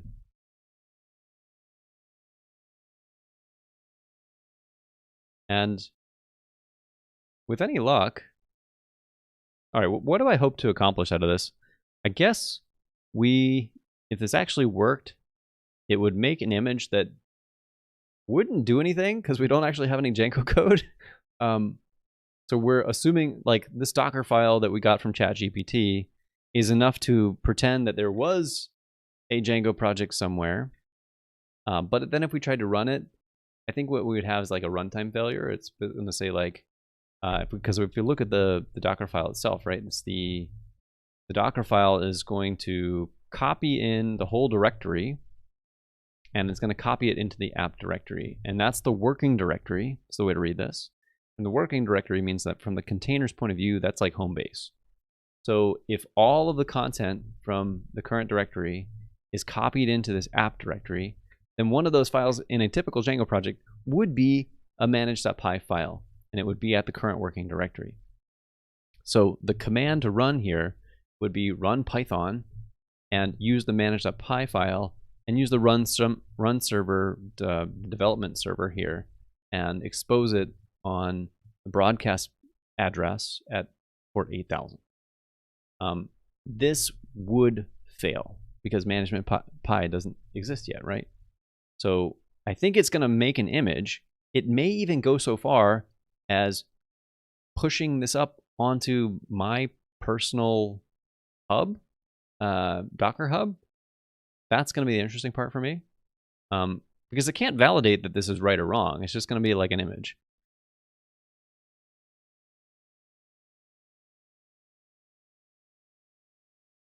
Oh, okay.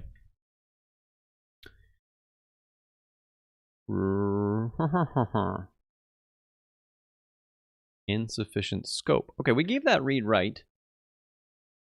So I would think that read write would be push access, right? Okay.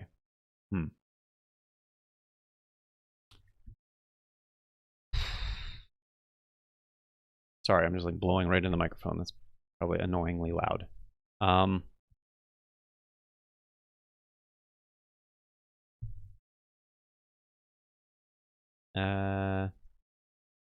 Kamal build push failed to deliver image to Docker Hub.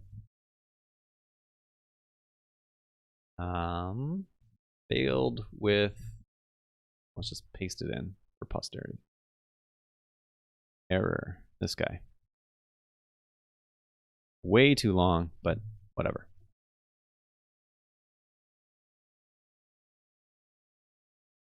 So,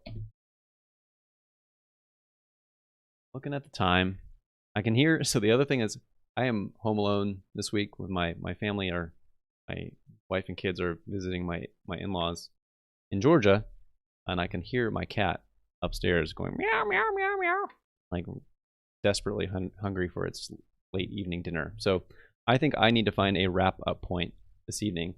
And then I'm happy, like I really want to get this done, so we'll push this to the next stream. But I would love to get as far as, can we get a broken image up to Docker Hub? So let's go explore Docker Hub for a little bit. Maybe we have to give it like a landing spot. That's what I don't know. Where it says create a repository.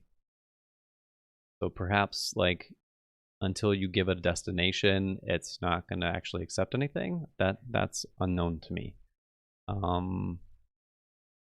So create a repository. Let's click the button. Repository name. Kamal demo. Oh, what? You guys are asking me way too early in this process. In fact, I would answer low if I didn't want to. How likely are you to recommend Docker Hub? Okay. Get out of here. Testing out Kamal. And I want this, I don't care that this is public, it doesn't matter. It's cool that I have one private repository, so I could make a single private thing here. So I'm going to assume that this is, let's see, in Docker Hub, make Kamal demo. I don't like that term either. Repository? I guess it's an image repository, I suppose. So let's create that. Make Kamal demo repository. So now it looks like we can push that. Maybe that's just what we couldn't do before. Repository does not have a category. I don't know what that means. There are no tags right now. Fine. We're about to make sure that's different. Repository overview. Overview describes. Get out of here. Okay, so they want us to fill in a bunch of extra information, but we have none to fill in. Let's try this again. So all that stuff should go. Oh, boo. Push access denied. Okay. Still failed.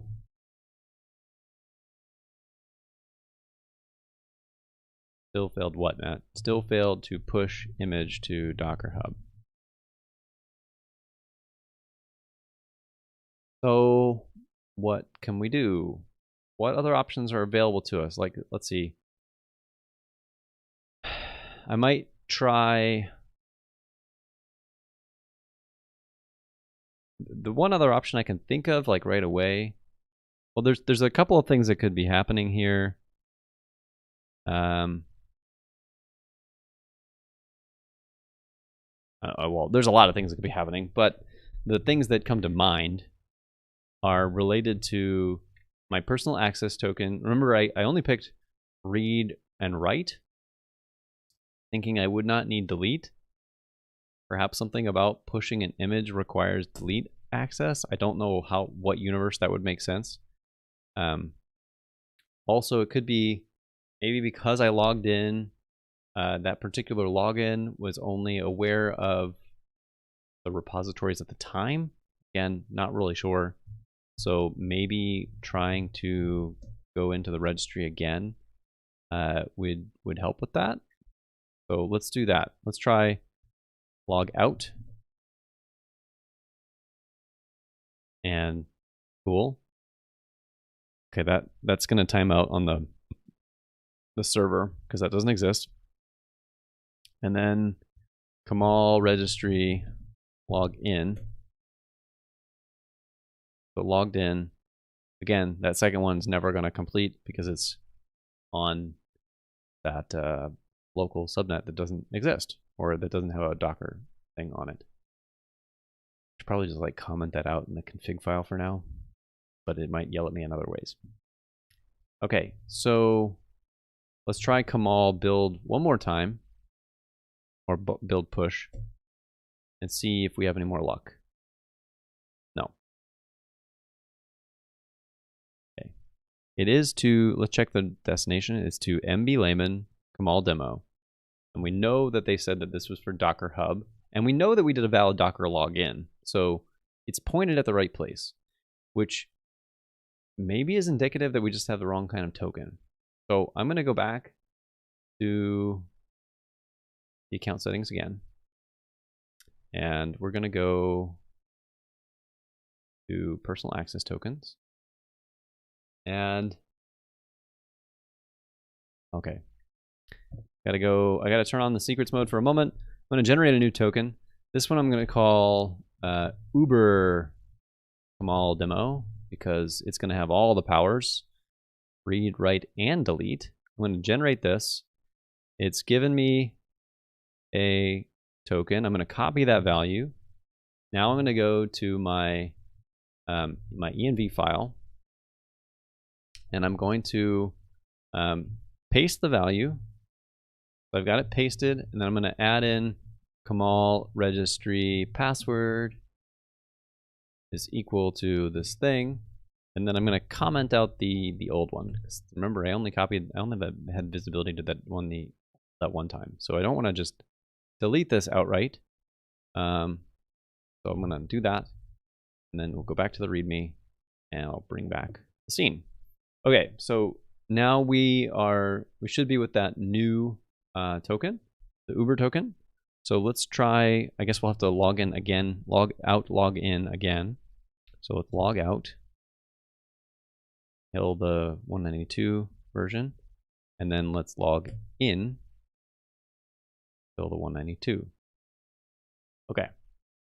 Now I'm going to try the Kamal build push. If we don't get it here, maybe this is something I will do offline. So, all right, big change from my stance on my journal project.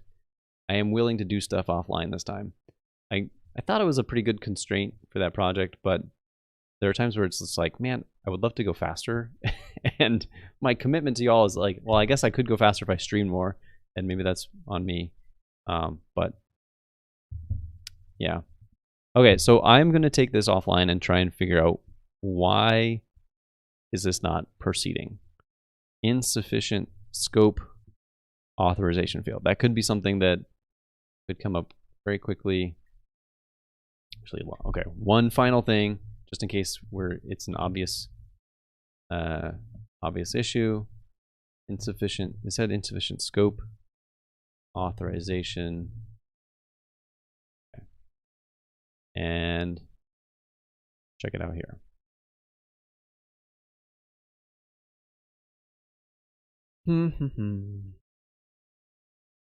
Insufficient scope.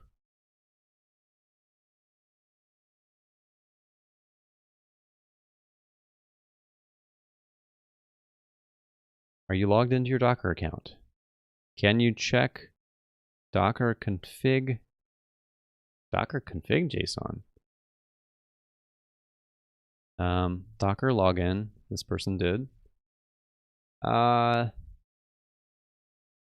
me a favor while I'm reading this, if you don't mind, give me a thumbs up on the video, that'd be awesome. Or if you want to subscribe, now's a good time to catch part 2 later when I'm doing this. Made in Docker build X, Docker logout. Make this change. Huh? Why does changing your Docker file matter?